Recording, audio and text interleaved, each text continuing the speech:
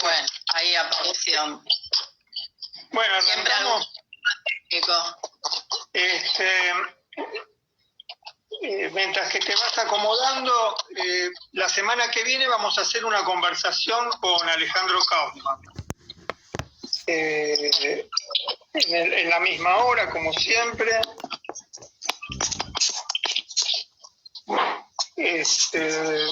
Y vamos a probarla entonces de entrada, hacerla sin imagen. Yo no la estaba tapando mal recién, pero bueno, era como la haríamos así, con algo que tape la pantalla. Está bárbaro. Bueno, arrancamos, hoy tenemos varias cosas para plantear, pero arranca con la presentación y vamos. Bueno, yo quedé pensando en varias cosas y me estuve acompañando releí cosas de Juan Carlos, releí algunas cosas de Guattari, estuve pensando en esto bueno, ante todo agradecer la cantidad de devoluciones, de comentarios, de cariños que nos están andando cerca. Una cosa que aparecía era este deslizamiento de el común cuidar hacia un común cuidar, de tratar de no totalizar lo comunitario, la no totalidad comunitaria que vos decías, pensar en esto que también vos decías de estados de compañía entre soledades, y la idea de soledad es otra idea que queda muy ligada a la de sufrimiento, como que tiene mala prensa. Después quedé pensando también en lo que vos decías de no aplanar la conflictividad, de la ética de las cercanías, las políticas de la proximidad, y también estuve releyendo a Val Flores, que ella en algún lugar dice pensar con otras imágenes o con otras prácticas también habitables como formas de acción poética e imaginación política, y eso me llevó a seguir pensando las discusiones sobre la normalidad y veía cómo vienen en un principio en la discusión con la locura y todo lo que trae ahí en cuanto a discutir la normalidad respecto de los tratamientos de buscar normalizar a los anormales, de los encierros, de las instituciones totales, de las sujeciones a la norma, a la razón, lo que traían los feminismos en tanto a discutir género, sexualidades, privilegios, cuerpos, y desde ahí esta interpelación a pensar cómo queremos vivir o cómo vivir. Ya no solo pensar en cuanto a lo humano, sino lo que estuvimos conversando de ubicar el planeta, la naturaleza, lo inorgánico, no solo las arrogancias de lo humano. Y en relación con las ideas de los estados, estuve releyendo también ahí Líneas de fuga de Guattari, y él lo que trae es como que hay ciertas acciones posibles. En algún lugar él dice conectar, construir, agenciar, experimentar, en tanto que uno se vea llamado a hacerlo. Y él se pregunta, ¿pero llamado por quién? Y dice, no por el poder o el saber, los imperativos de la seguridad, de la adaptación o de la integración simbólica, ni siquiera por la perspectiva de un compromiso con causas justas dentro de los órdenes militantes. Y ubica el llamado en los agenciamientos de deseo, que para mí tiene que ver con esto de pensar desde la suavidad, las ternuras, desde otras formas. Quedé pensando, y de hecho Guattari también dice en ese mismo texto que el Estado está en todas partes y antes de encarnarse en instrumentos represivos funciona en la libido, que para mí es un punto importante de pensar. Quedé pensando mucho en la idea de incertidumbre y en relación con eso releía ensayos sobre el pensamiento sutil, y en algún lugar Juan Carlos ubica la tirada de dados, esto de Mallarmé, un golpe de dados nunca abolirá al azar, y ubica como hay un componente del latín que es alea, que trae dados, pero que también nombra la suerte y la incertidumbre. Y en relación con estas cuestiones, y especialmente del cómo vivir, estuve releyendo un texto de Preciado que para mí como que levanta algunas ideas en torno a la normalidad, a esto de encantar lo común, a cuestiones en relación al sentido común, que había muchas preguntas en torno a pedir precisiones sobre eso. Lo que tiene el texto de Preciado, que a mí me gusta, es un tono de manifiesto. El tono de manifiesto trae como la dificultad de afirmar una posición, pero también creo que el beneficio de afirmar una posición, y eso lo pensaba en relación a lo que hablamos la otra vez del no sabemos. Y creo que cuando el no sabemos es la repetición de algo ya dicho, no sé si realmente es un no saber que tiembla o esta idea de poco saber que trabajamos. Y Preciado lo que ubica ahí son algunos puntos en los que afirmarse. El texto por ahí tiene también la dificultad de que en algún lugar ubica ellos y nosotros, pero creo que se lo puede pensar en cuanto a qué cuestiones discutir y qué saberes históricos vienen apareciendo en torno a eso. Dice en algún lugar: necesitamos inventar nuevas metodologías de producción de conocimiento, una nueva imaginación política capaz de confrontar la lógica de la guerra. Hablamos de transformación micropolítica, de los dominios moleculares de sensibilidad, de inteligencia, de deseo. Estamos hablando de descolonizar el mundo, de interrumpir, es un texto del 2013, el capitalismo mundial integrado. Estamos hablando de modificar la terra política, tomando ahí una referencia a Donna Haraway. Y dice: ellos dicen representación, nosotros decimos experimentación. Dicen identidad, decimos multitud. Dicen lengua nacional, decimos traducción multicódigo. Dicen domesticar la periferia, decimos mestizar el cuerpo, el centro. Dicen deuda, decimos cooperación sexual e interdependencia somática. Dicen desahucio, decimos habitemos lo común. Dicen capital humano, decimos alianza multiespecies. Dicen diagnóstico clínico, decimos capacitación colectiva. Dicen disforia, trastorno, síndrome, incongruencia, deficiencia, minusvalía, decimos disidencia corporal. Dicen autonomía o tutela, decimos agencia relacional y distribuida. Dicen ingeniería social, decimos pedagogía radical. Dicen detección temprana, terapia genética, mejora de la especie, decimos mutación molecular anarcolibertaria. Dicen derechos humanos, decimos la tierra y todas las especies que habitan tienen también derechos. La materia tiene derechos. Dicen carne de caballo en el menú, decimos subámonos a los caballos y escapemos del matadero global. Y sigue, es un texto que para mi gusto es precioso, sigue en esa línea, que para mí ubica que no se trata solo de lo humano, que es algo que por ahí está quedando a la vista en muchas de las cosas que vienen pasando en este momento. Y lo relacionaba con algo de lo último que vos venís tuiteando, que es esto de sentimos la común angustia de lo vivo. Y justo también Vicente ayer publicó un texto por los 44 años de la desaparición de Haroldo Conti, y en un poema que escribe, él pone «La tierra no es humana». Entonces pensaba en las dificultades de cómo queda entronado el yo, aún en esto que conversábamos con vos, de pensar la muerte solo en la dimensión de lo personal, y por ahí hacer el desplazamiento a lo vivo ubica otras cuestiones que tienen más que ver no solo con la especie de lo humano, y bueno, a partir de ahí también hay muchas movidas en cuanto el antiespecismo y esas batallas que por ahí ahora se vuelven audibles en el marco de lo que trae esta peste, esta nueva peste. Algo de eso estuve pensando. Bueno, algo, un montón. Y bueno, cuando el tiempo queda disponible... No sé por dónde tomar. Bueno, voy a tomar algo de lo que dijiste a propósito de Juan Carlos de Brasi, sobre todo porque se trata de un amigo muy querido y que se extraña.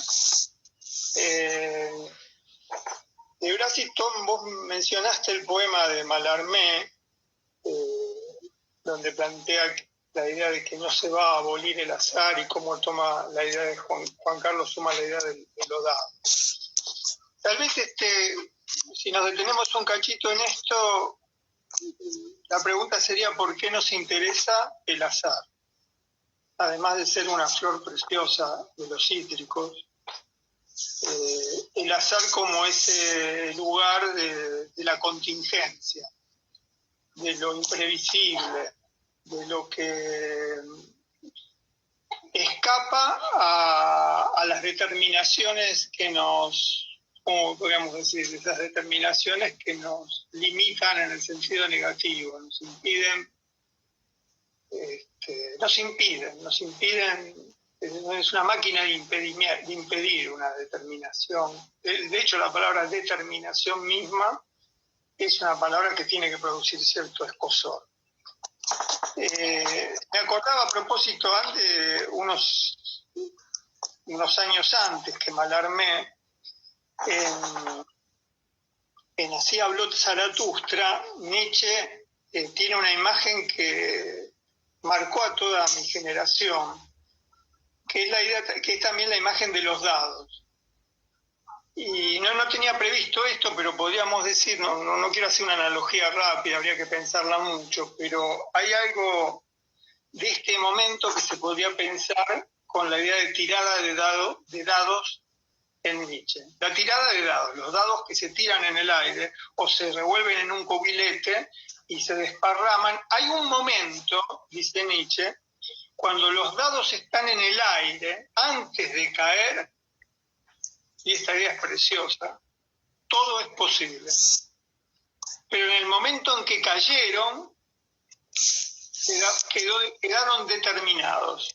Empieza, él dice, el orden de la necesidad.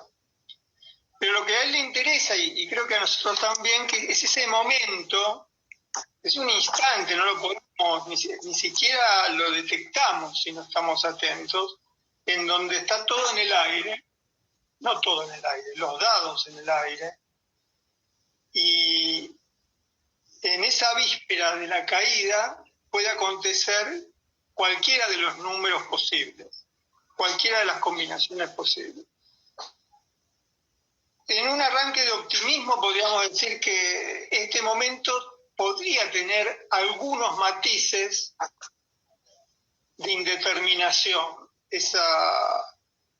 ese momento donde no sabemos cómo va a caer esta situación o qué va a pasar después de esta situación en el mundo. No hablo de la cuarentena de las clases medias.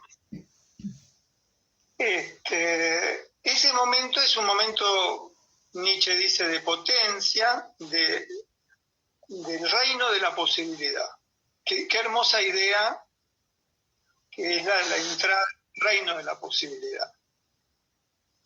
En relación a lo que decís de Preciado, yo conocía ese texto y vos anticipaste que divide el mundo entre nosotros y ellos, ¿no? Y nosotros estamos del lado del bien y ellos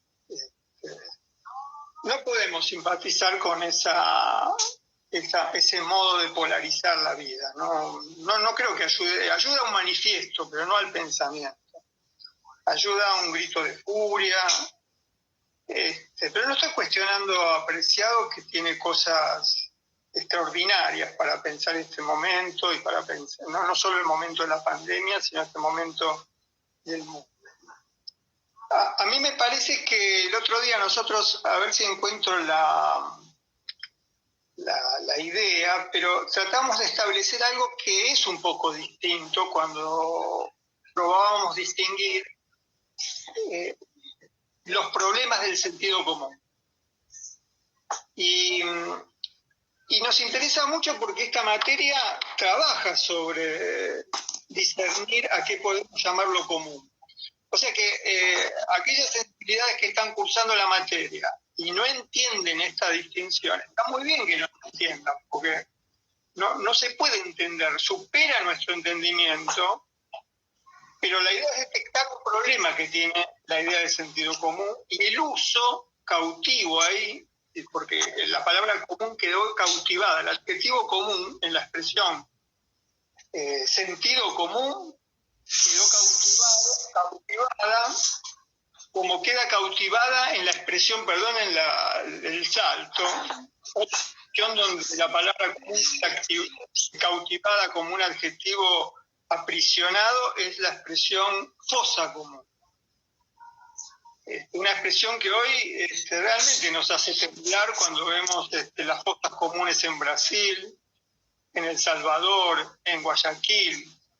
Ese lugar, no hay peor, es la expresión del terrorismo de Estado y del genocidio nazi. Fíjense, la palabra común nosotros la tenemos cautiva, aprisionada, y hay muchas semejanzas entre la idea de sentido común y fosa común. Fosa común no oculta la violencia, sentido común oculta esa violencia que tiene. Y una de las cosas que detectábamos es que la idea del sentido común indica que hay algo que permanece y que aúna a la mayoría. Es decir, el sentido común es podríamos decir, un molde que normativiza o normaliza y que construye una idea de mayoría. Y ahí quedamos en un brete, por decir así, o en un problema, en una situación angustiosa, que es que fuera del sentido común salimos de la mayoría. Y ahí vivimos la soledad o las soledades como castigo, como aislamiento, porque además lo vivimos como quedar afuera de un mundo normatizado, protegido, y me parece que detectar que la idea, además el sentido común, el artículo ahí, que organiza a la palabra sentido como único, como fundamental, primordial, tiene un gran valor normativizador. Y vos fijate, los enunciados de Preciado tendrían que pasar por esa interrogación. Por eso el otro día nosotros decíamos que el sintagma que conviene a esta discusión, pero no como a lo que ellos llaman el sentido común, ahora nosotros vamos a llamarlo de esta otra manera, sino que vamos a usar esta otra manera para desprendernos de los amarres del sentido común, de las sujeciones del sentido común. Entonces el sintagma que proponemos es un común sentir. Discutiendo lo que planteábamos en la primera conversación incluso, donde todavía estaba el artículo él. Ahora aparece una indeterminación, el lunes indeterminado. Y la inversión que transforma el sentido en sentir, volvemos al problema al infinitivo, es muy fuerte que el infinitivo ahí ocupe el lugar de sujeto y quede modificado por un común. O sea que es la invención de un infinitivo modificado ahí por la palabra común que tiene el valor de modificador, adjetivo modificador o locución adjetiva modificadora. Y entonces esta es una especie de astucia para salir del amarre totalizante. Pero no la repitamos como consigna alternativa o consigna de la liberación. Con todo respeto a lo del manifiesto, a mí me parece que por ahí va un asunto que es el de recuperar el valor de lo común. El otro tema que me gustaría plantear hoy y que conversamos un poco al mediodía es el problema de la idealización de lo común. El otro día recibimos muchos comentarios sobre las escenas de la vecindad, esa escena del cartel en el ascensor diciéndole andate de acá HDP, que nos vas a contagiar. Y a mí me parece que y en estos días se está viendo la reacción de las clases medias porteñas. Hay que decir una cuestión en relación, no se puede idealizar lo común, porque incluso la palabra más hermosa de lo común, que es vecindad, la cualidad de la vecindad, la cualidad de la cercanía, la cualidad de la proximidad, de pronto encontramos que se vuelve lugar de peligrosa enemistad. Es como si la idea de podríamos decir, lo que podríamos llamar individualismos urbanos de la vecindad, porque se estalla esa idea de individualismo, es decir, me vas a contagiar, andate, sos peligroso. Cuando esos individualismos urbanos de la vecindad, que incluso es una facultad, esta es una facultad que una materia como esta que plantea otra, no que plantea porque la materia lo plantea, como obligados a pensar el tema de la vecindad, el aula como vecindad, pero ahí también explotan los individualismos universitarios, que muchas veces esta escena la hemos visto. Estudiantes que ven a otros estudiantes que hablan en clase como una perturbación porque lo que quieren escuchar es la palabra del profesor. Y entonces no lo linchan, pero le ponen caras como más bien callate, estás aburriendo, ¿quién te crees que sos? Bueno, no hay por supuesto que hay muchos grados, pero estamos en la misma línea que el cartel de los vecinos. Entonces me parece que habría que pensar que estos individualismos urbanos incuban violencias comunitarias, violencias de lo común. Y hubo el otro día un comentario sobre la común violencia, mientras que hablábamos, que no lo pudimos tomar cuando hablábamos nosotros, porque tal vez dimos, sin darnos cuenta, sin querer, una idea como romántica de lo común. Pero cuando estallan las violencias comunitarias, bueno, pueden amenazar, pueden expulsar, pueden golpear y pueden matar. Entonces hay una zona donde lo común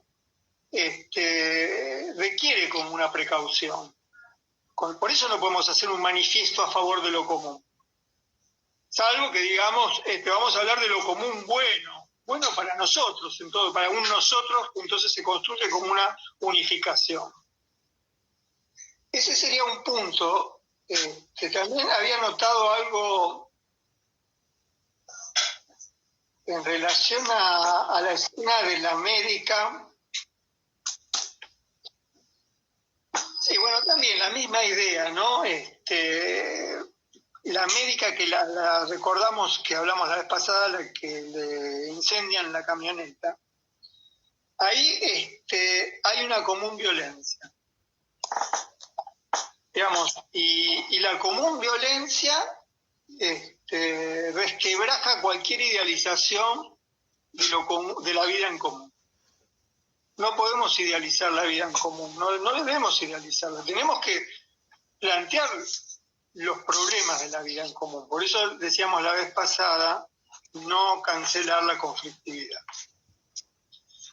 Bueno, esta semana tuvimos algunas cuestiones, de hecho, continuaron cosas que conversamos el miércoles pasado, pero dos cosas que tendríamos que decir. Las clases medias urbanas reaccionaron, un sector de las clases con mucha violencia, frente a un acto humanitario como era intervenir en el hacinamiento de las cárceles. Y nosotros resonamos con la necesidad de intervenir en esa institución que es la cárcel, porque también estamos afectados por la misma situación con los hospitales psiquiátricos. Los manicomios también son intervenciones, son instituciones totales de hacinamiento, de castigo. Y también pensábamos ahí que el problema es que se estén ejecutando muertes encubiertas. Por eso decía que la común violencia puede llegar a matar. Y a eso se le suma el hacinamiento en las distintas villas de la ciudad de Buenos Aires. Entonces me parece, bueno, una de las cosas que me quedó con más horror, más dolor del horror de los encierros, es que esta situación de la pandemia nos agarra sin todavía haber terminado con los manicomios. Es un gran dolor que no hemos llegado a tiempo a algo que está en un largo proceso y que hoy muestra que tenía una urgencia como la que tenía antes de enero, pero hay una urgencia que directamente está ejecutando la posibilidad de la muerte. Y ahí se trata también de personas que no tienen a dónde ir. Ese es el otro tema. Por eso la construcción. Hay una compañera del Hospital Cabret que ante el impulso sanitarista del actual director, que decía tratar de enviar a todos los pacientes que se podía a las casas con sus familias, reaccionó rápidamente y dijo en esa reunión que no, que quienes podrían ir a vivir con sus familias, muy bien, pero la mayoría estaba ahí porque no podía vivir con sus familias o no tenía familias con las que vivir. Y entonces que había que acelerar el alquiler de más casas de convivencias como las que venimos sosteniendo. Pero bueno, es un gran dolor que lleguemos tarde. Yo aprovecho que estemos aquí en este momento conversando para transmitir este dolor. Tenemos que resonar en este dolor.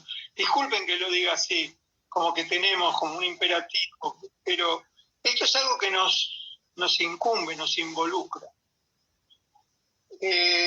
Lo mismo pasó con lo que estuvo pasando en la Villa 31 y otras villas de la ciudad de Buenos Aires, donde volvemos a advertir que el virus no iguala, como se estuvo diciendo, que ataca a los ricos, a los pobres, a todos por igual. No, el virus ahonda las desigualdades. En este punto le comentaba a Vero, elegí para compartir un relato de Alberto Laiseca. Alberto Laiseca es un escritor argentino que murió hace muchos años y que muchos por ahí conocemos porque había hecho unos microprogramas en televisión donde relataba cuentos de terror. En general relataba los cuentos de terror clásicos y después vamos a colgar este cuento que yo voy a contar, que se llama El hambre de los muertos. Miren qué título para compartir a esta hora, ¿no? No es lo mismo que los muertos de hambre, esa expresión que acostumbramos a decir con tanta ligereza, estoy muerto de hambre, me muero de hambre. No es esa voz. Está incluido dentro de la idea de un cuento de terror. Bueno, Laiseca se llama Alberto Laiseca. Laiseca hacía este programa relatando cuentos, es un gran escritor, tiene una novela, la novela más extensa escrita en el castellano rioplatense, que se llama Los Orias. No quiero decir ahora cuántas páginas tiene, pero la estoy viendo, acá la estoy viendo en esta zona, pero es voluminosamente así, por decir. Laiseca en un momento escribió una serie de cuentos de terror para incluir en esa saga y lo llamó Cuentos de la Negra Tomasa.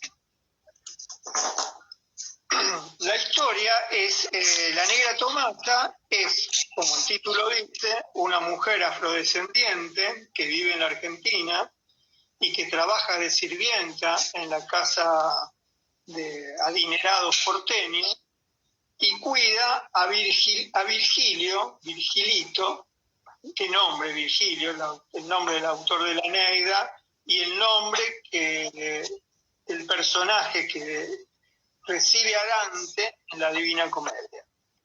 Virgilito es un chico que muy travieso, muy despectivo con ella, muy maltratador, pero que a la hora de dormir, como esa escena que se repite siempre en las casas, necesita el relato de un cuento, porque como sabemos, se duerme solo, duerme en soledad, el dormir es una gran soledad, pero se entra en el sueño mejor acompañados.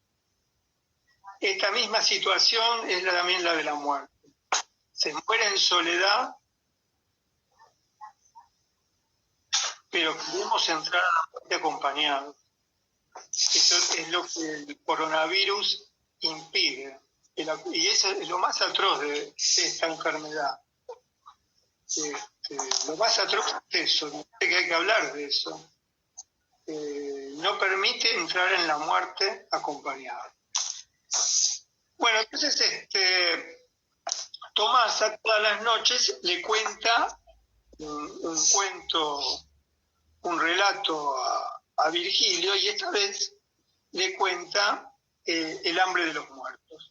Entonces cuenta que a fines del siglo XIX, más precisamente, vamos a hablar ahora con una precisión mayor, para 1871, había una familia de afrodescendientes que vivía en el barrio de San Telmo, que en esa época era un barrio popular, era un barrio del pobrerío, era un barrio, bueno, por supuesto sin cloacas, sin agua potable, y en enero de ese año, de 1871, se desencadena lo que conocemos como la fiebre amarilla en la ciudad de Buenos Aires.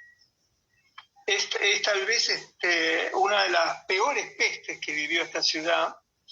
Y hay una de las cosas que ocurre, no quería hablar de la fiebre amarilla, pero una de las cosas que ocurre es que los vivientes más azotados, más golpeados, los que más mueren son los de las clases empobrecidas de la ciudad. Y entre las clases empobrecidas vivía la población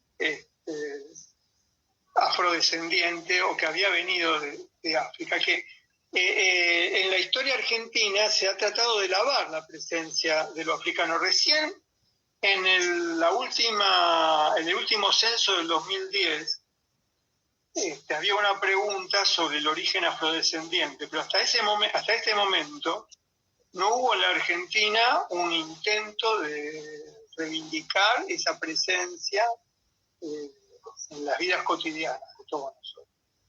Bueno, entonces en el cuento de la Iseca, Tomás me cuenta que a la fiebre amarilla a Buenos Aires había una casa en una esquina de San Telmo donde vivía una familia de negros que vivían, por supuesto, hacinados, y eran tantos en una casa tan chiquita que vivían apilados uno sobre el otro. Y que la fiebre amarilla los mató a todos. Y que queda esa casa como una casa rodeada de temor y llena de mitos de espíritus y fantasmas que sobrevivían tras la muerte, de lo que la Iseca en el cuento le hace decir a la sirvienta Tomasa, la injusta muerte. ¿No era la expresión? ¿Te acuerdas cuál era la expresión que hablábamos hoy, que te había gustado? Y que el pasaje es el final del cuento.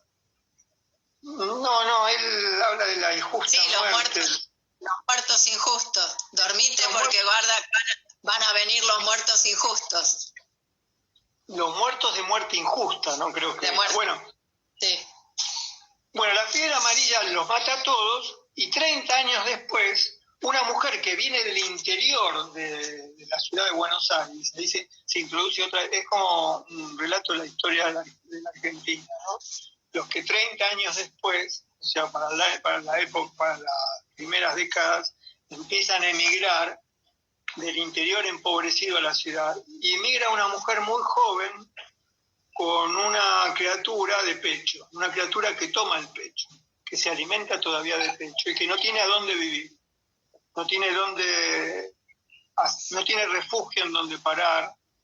Y entonces se entera de que hay una casa deshabitada que durante 30 años nadie habitó y no cree en las leyendas y en los mitos sobre los espíritus. Empuja la puerta y ve que puede entrar. Y al entrar encuentra un lugar enorme, muy sucio, y se instala ahí con su criatura. Por fin tiene un lugar en donde vivir. Y no le tiene miedo a los espíritus ni a los fantasmas, solo tiene miedo a que venga el propietario para sacarla. Eso es muy lindo también la idea, ¿no? ¿Cuál es el miedo de los desamparados? El miedo a los fantasmas es un lujo de las clases medias, tendríamos que decir. En el desamparo tenés miedo a que el propietario te expulse. Y a la policía. A la policía y a los propietarios, pero la policía están al servicio de los propietarios. La policía viene, porque el miedo es al propietario, porque si no demonizamos a la policía. El problema no es la policía, el problema es la lógica de la propiedad que gobierna nuestras vidas. Por eso el otro día decíamos, por ahí habría que, no sé si ponerle otro nombre, pero esta es una oportunidad también para que las Fuerzas Armadas sean pensadas como sensibilidades que puedan cuidar y no reprimir. Tenemos que apostar a eso. Bueno, la cuestión es que ella se instala en la casa y empieza a vivir ahí, y pasan unas semanas y estaba muy cómoda, solamente de la suciedad, las cucarachas, las ratas, y el único miedo es el miedo del propietario, que la desaloje. Y todo está bien, salvo que ella percibe que su bebé, ese niño que come desaforadamente todas las noches, cada vez está más enflaquecido, casi piel y huesos. Y entonces se asusta, un día le ve las costillitas, y entonces se asusta y sale de la casa y aquí a pedir ayuda. Y este es otro dato interesante. No va al hospital, pide ayuda a la bruja del barrio. Y ahí aparece también la bruja. La bruja, que es como esa reivindicación de las mujeres sabias, también demonizada. En el relato oral que ustedes van a escuchar, la Iseca dice las brujas. La bruja buena, dice que es una bruja buena que ayudaba a los pobres, que no hacía maleficios, pero en el escrito de su libro la llama la mágica. También es muy linda. Esa bruja la llama la mágica. Entonces cuando la bruja la ve, le dice, qué bien niña que has venido, es muy claro lo que está pasando. Vos sentís que de noche tu bebé está succionando el pecho y mamando, pero lo que ocurre es que los muertos hambrientos por la injusticia apoyan sus labios en tus pezones y se quedan con la leche. Y entonces el relato no termina no tiene un desenlace como los otros cuentos de la Iseca, tiene un desenlace liviano, que es que la mágica, la bruja, esa mujer sabia, la aloja en su casa hasta que encuentre otro lugar y le dice, si hubieras tardado un día más en llegar, tu niño hubiera muerto. Bueno, ahí se componen un poco varias coordenadas de lo que estamos hoy planteando, ¿no? Primero, el problema de la fiebre amarilla, ese espacio de San Telmo, que hoy es el lugar de los bares, el lugar de la noche, era el lugar del desamparo. Y ahí es donde arrasa la fiebre amarilla, como arrasan las villas. Ese paralelo, ¿no?, de un tiempo y otro me impresionó. Me impresionó también, todos recordamos la figura de Sarmiento, que era el presidente en ese momento, y Alsina, que era el vice de Sarmiento, todos recordamos un hecho inconcebible, ¿no?, que el 11 de septiembre no se menciona, es que Sarmiento y Alsina huyeron de la ciudad para protegerse de la fiebre amarilla y dejaron la ciudad sin gobierno. Es decir, no hicieron frente porque temieron morir, y ahí se hicieron cargo los médicos de la época, entre ellos Muniz, el del Hospital Muniz, Roque Sáenz Peña, no me acuerdo ahora los otros médicos. Ese punto me parece también importante, porque si bien estamos cuestionando desde el pensamiento de lo grupal la lógica de los liderazgos, la lógica de los liderazgos mesiánicos, heroicos, me parece que hay que sostener la necesidad que tiene este momento de un gobierno.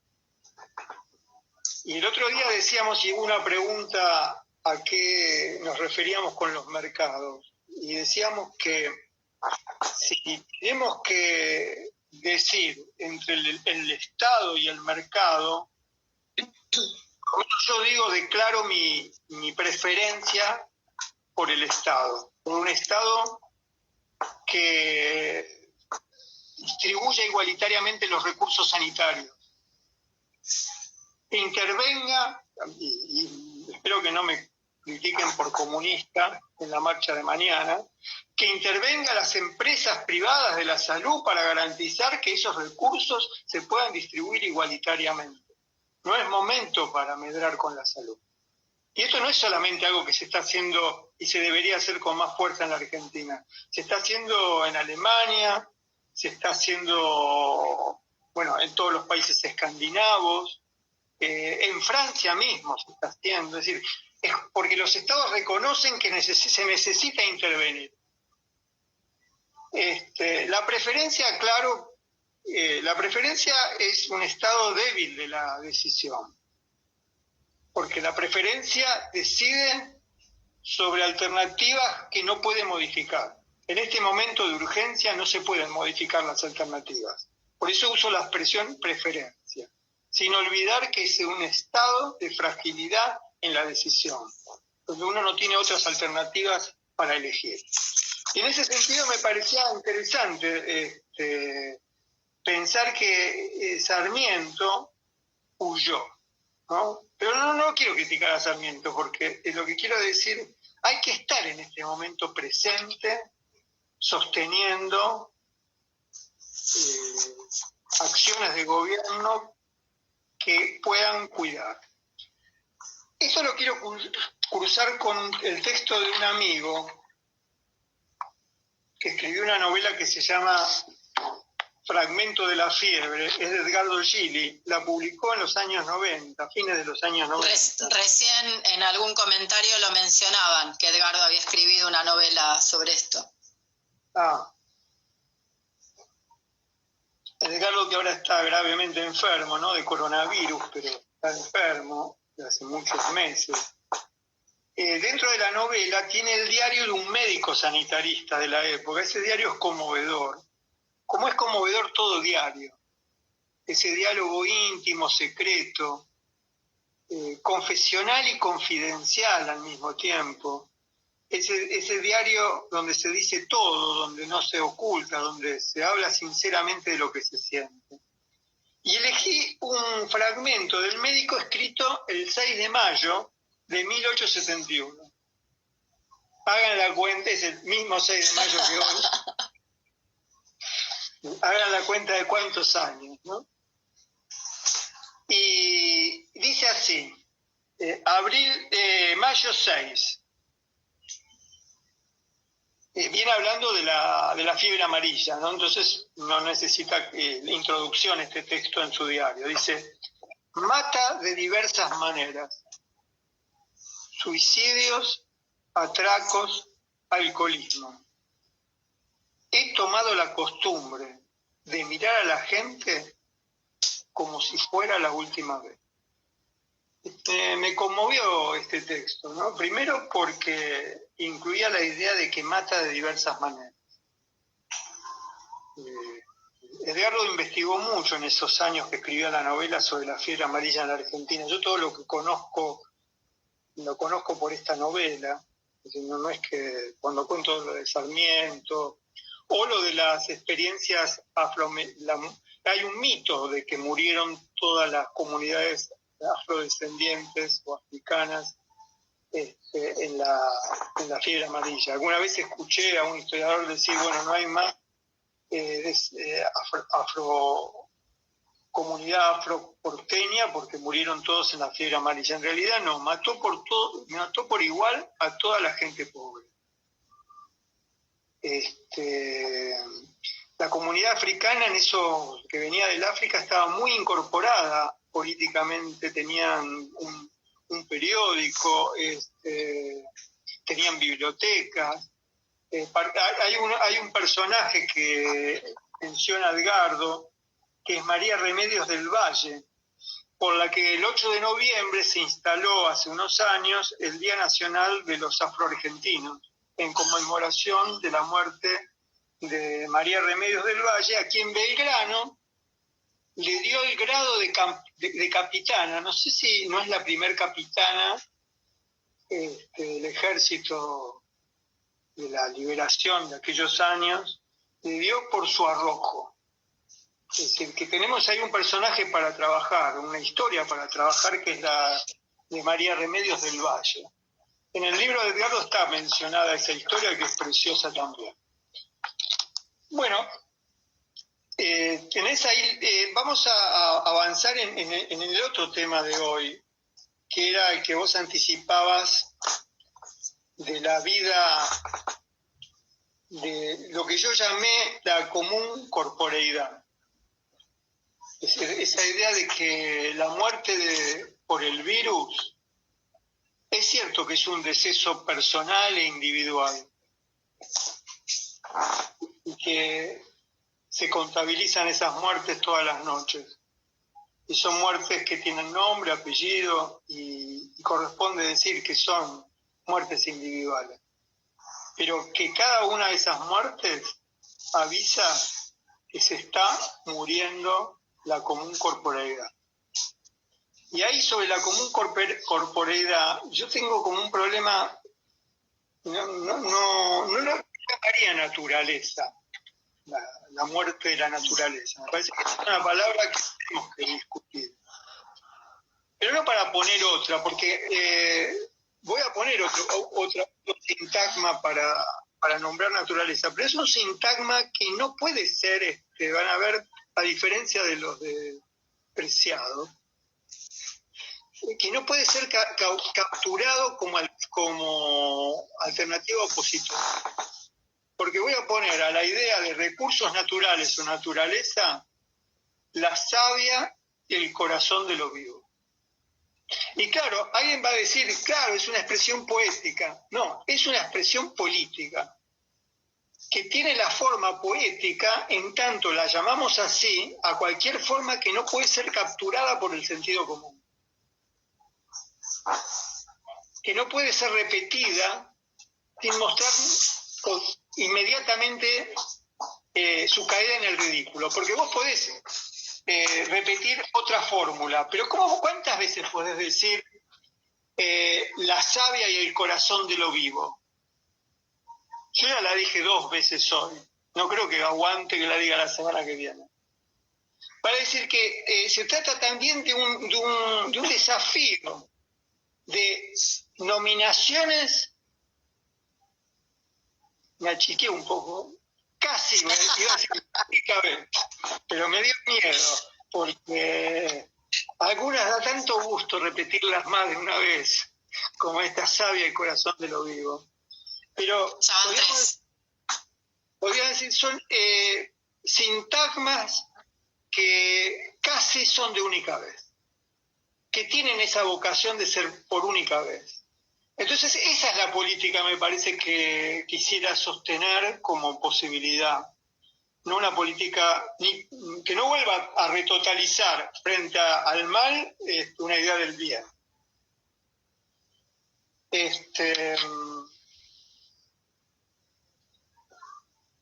Un tema que tiene relación con lo que está pasando es el de la zoonosis, que no lo mencionamos y que creo que a esta altura habría que mencionarlo. La zoonosis que describe esas enfermedades que mutan de los vivientes que no hablan, para no decir los animales, es una palabra que también me provoca una precaución, decir animales, porque bueno, animales, pero vamos a decir, virus que mutan en los vivientes que no hablan y que pasan a las arrogancias hablantes, por decir así, porque esas sensibilidades que habitamos tienen una arrogancia por el hecho de hablar y se permiten llamar recursos voy a repetir otra vez, a ese temblor vivo en el que habitamos, que se llama Tierra. Decidí que no hagamos la pausa, seguimos unos minutos más y... Yo puedo imprimir los comentarios y las preguntas que me mandaron Dalila y Aye. Bueno. Y yo termino esta idea en todo caso. Sí, vos seguís. Estabas re entusiasmado, justo. Bueno, lo que yo decía, que quería incluir la idea de la zoonosis y tenía como planteado, tengo aquí anotado, porque leí la vez pasada a un escritor, no vamos a mencionar, pero bastante conocido, que decía que la naturaleza se vengó de la civilización, ¿no? De las brutalidades de la civilización. Y me parece que ese también es un concepto equívoco, que no hay malicia en la zoonosis, pero sí codicia y crueldad en la destrucción de bosques y contaminación de las aguas. Es decir, distinguir eso, que no hay malicia en el virus, porque si no, me parece que esa idea del enemigo invisible, el virus no es el enemigo. Es más, el virus no quiere matar, no tiene la cualidad de un enemigo que quiere matar. El virus no quiere ni enfermar ni matar, porque básicamente necesita una vida en la cual alojarse. Estoy hablando en nombre del virus, ¿no? Yo, virus, necesito una existencia viva en la cual alojarme. Es como si no la fábula del escorpión y la rana, ¿no? Pero el virus no es el escorpión. Vale decir, pero si no hay malicia en el virus, pero sí hay codicia y crueldad en la destrucción de bosques y contaminación de las aguas. El virus no quiere enfermar ni matar, solo quiere una vida en la que alojarse. La muerte de la corporidad viva también arrastra la muerte del virus. Y ahí una de las cosas a pensar es la idea, bueno, de esto se han escrito muchas cosas, en un texto de Mónica Cragnolini que creo que está circulando entre nosotros, se plantea el problema de la zoonosis, la destrucción del hábitat de vivientes, de los vivientes llamados silvestres, o sea, libres, indómitos, como los murciélagos. Si vos destruís los bosques, los murciélagos tienen que ir migrando y además se mezclan entre las especies de murciélagos que viven separadas y se autocontaminan y van bajando sus defensas o sus capacidades inmunitarias y van migrando a las ciudades. Va a decir que la destrucción del hábitat de los vivientes que no hablan es una forma de esa codicia. Y ni hay que hablar de la crianza de esas criaturas cautivas, encerradas, hacinadas, estresadas. Imagínense en esos lugares de criaderos de pollos, los que a veces son transportados vivos para ser matados y comidos. toda esa idea de la depresión en el cautiverio, como alimentados con químicos, esas mutaciones del virus tienen mucha relación con toda esa construcción, ¿no?, de criaturas, ¿cómo decir? Sí, como con criaturas manipuladas hasta el extremo de la crueldad. No es casual que la misma civilización que no percibe esto como una destrucción de la vida, no dude con la idea de que quienes están en las cárceles sigan allí, quienes están en las villas sigan allí.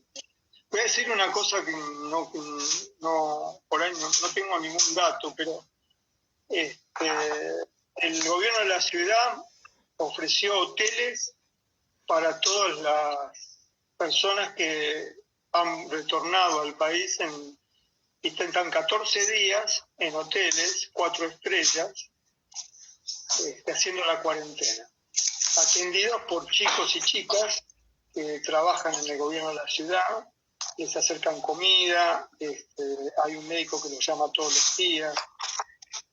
¿Cuántos hoteles vacíos hay en la ciudad de Buenos Aires? ¿Por qué no ocupar esos hoteles con los lugares hacinados?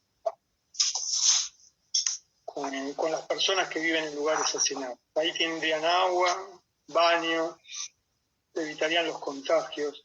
Y yo creo que no se pueden ocupar porque se va a acusar a esa medida de comunista. Y habría que pensar que sería la común inmunidad. Y que la común inmunidad es necesaria. Bueno, y quiero terminar con una última idea.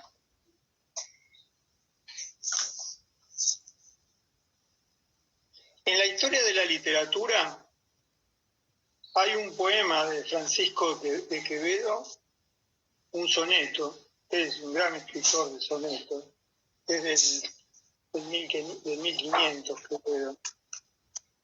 Ahora dudo si del 1500 o del 1600. Que tiene un verso que todos conocemos.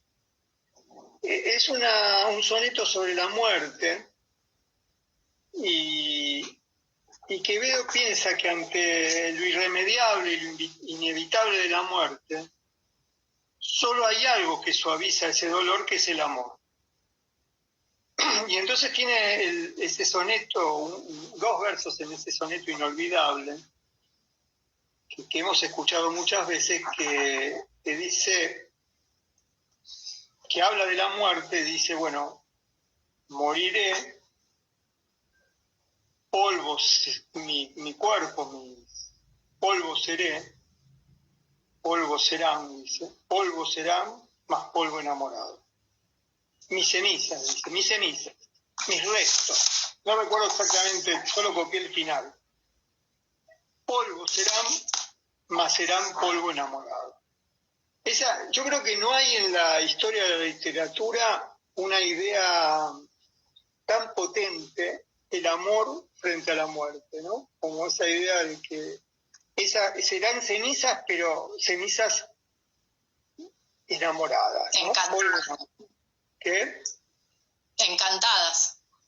O encantadas, como decíamos la vez pasada, ¿no? Me parece que uno de los problemas es que en este momento, vuelvo a decir algo que decía al principio y termino con esto, que el coronavirus no permite que el amor se oponga a la muerte, porque se entra en la muerte sin compañía.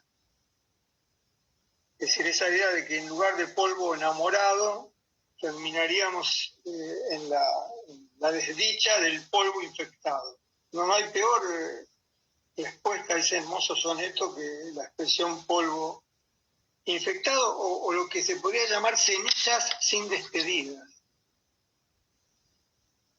Nosotros venimos diciendo, y termino con esto, la vida sin abrazos, sin miradas, sin besos, no vale la vida.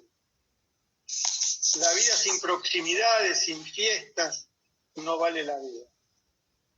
la muerte sin despedidas priva al amor de su última hazaña. Y lo mismo sobre las aulas sin los murmullos, sin las cercanías, no valen la clase. Por eso llamamos a esta conversación después de la clase, después de las aulas, o esperando las aulas, tendríamos que llamarlas así. Bueno, te dejo final, pero... ¿Querés que comente algo de las preguntas o comentarios que hubieron? Sí. Fueron apareciendo a lo largo de lo que íbamos conversando. Y alguien decía, entonces lo común se plantea en un sentido de pertenencia, las normas son un sentido común, la cercanía siempre implica roces. Alguien afirmaba, lo común como dos caras de una misma moneda, las soledades del encierro, el apartamiento. Vale más, decía alguien, el derecho a la salud de quien delinquió o el derecho constitucional de la víctima. Después afirmaban, el virus es una desigualdad más. Después decían, ninguna estadística sobre la pandemia discrimina de qué clase social son los fallecidos.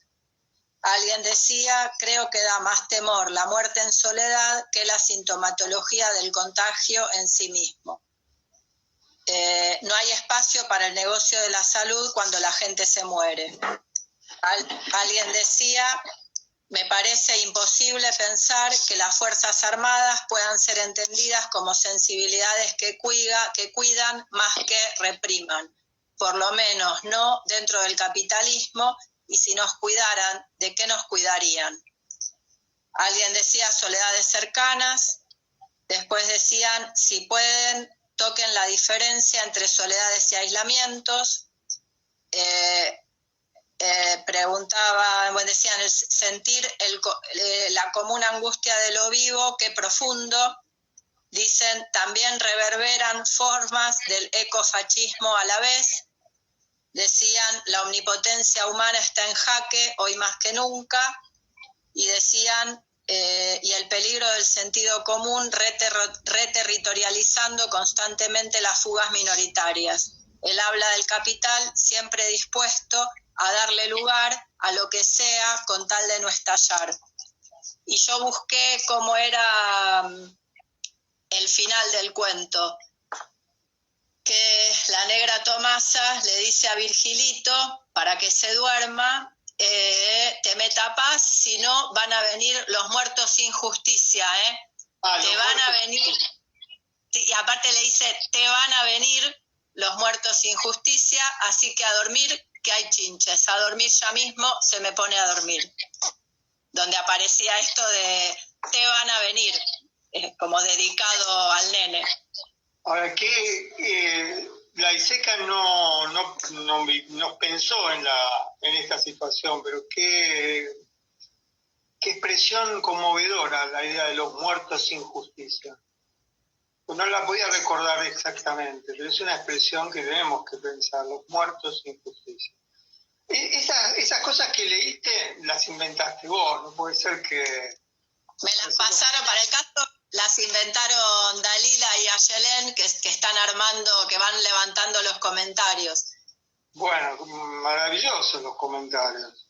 Aprovecho para decir que, bueno, que hoy leí un mail de Santi que me decía algo que comparto. No le pedí permiso para decirlo, pero me contaba que a él le costaba, le daba fiaca entrar al audio y después al vivo, y después lo agradecía. Y yo quiero decir que me pasa lo mismo, ¿no? Me cuesta mucho entrar a las 21:30, estoy una hora antes muy conflictuado, queriendo cualquier cosa menos esto, y después también lo agradezco, ¿no? Las dos cosas, creo que a muchas de las sensibilidades que están ahora acá nos pasa eso. Tenemos esa tensión, ¿no? De querer y no querer, de que queremos las aulas.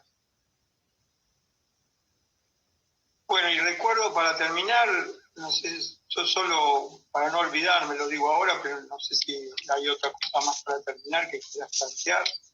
Pero que la semana que viene vamos a hacer la conversación con Alejandro Kaufman, para quienes no lo escucharon al principio.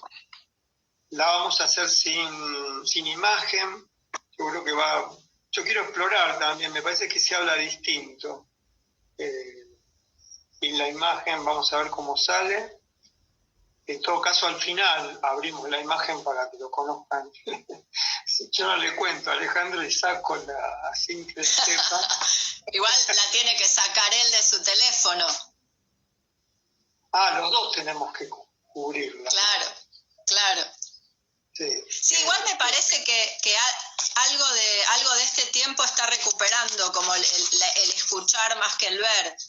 En esto de a veces que cuesta concentrarse o que cuesta sostener la atención, a veces teniendo algo que habla, ayuda por ahí a conectar. Y me acordé recién, te quería hacer también un comentario cuando vos decías esto de los cuentos.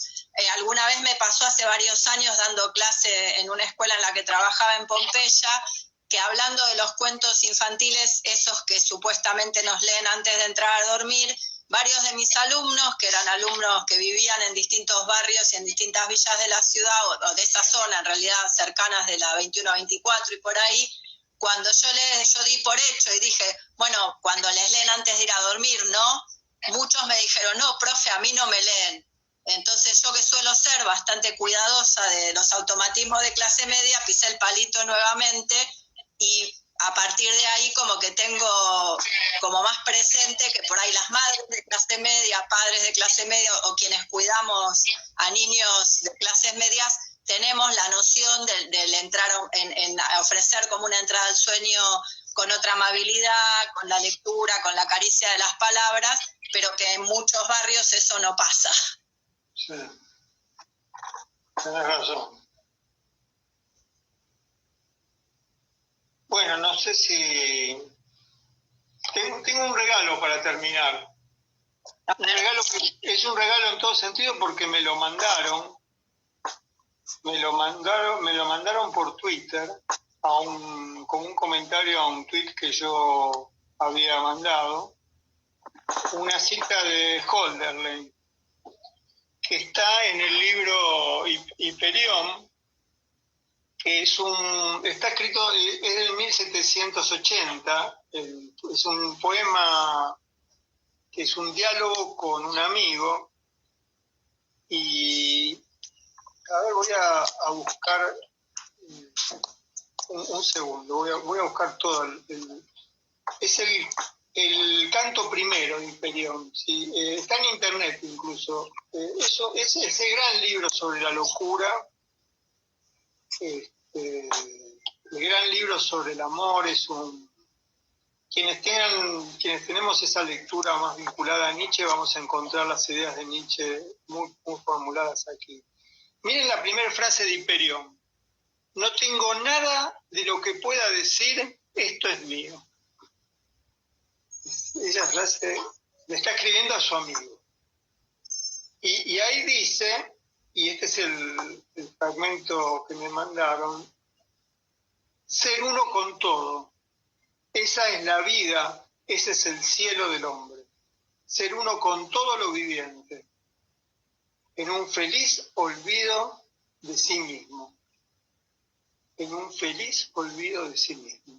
Ser uno con todo lo viviente, en un feliz olvido de sí mismo. Me parece que 1780 y pico. La claridad. Agradezco si está escuchando la persona que me mandó el regalo, un regalo precioso, una cita hermosa. Me llevó a revisar el libro, encontrar la cita. Qué cosa extraordinaria esos regalos que se dan a la distancia y que de pronto se construye una amistad secreta, ¿no? Anónima, pero que hace tan bien, ¿no? Bueno, quería compartir este regalo y terminamos aquí hasta el miércoles que viene, ¿no? Bárbaro. La vamos a extrañar a Vero. Lo que podemos hacer es que en la última parte ingreses vos, Vero, a hacer el cierre de la conversación con Alejandro. Como quieras. Después eso lo pensamos, a ver qué hacemos. Bueno, vale, gracias bárbaro. a quienes nos acompañaron. Nos vemos la próxima. Chao.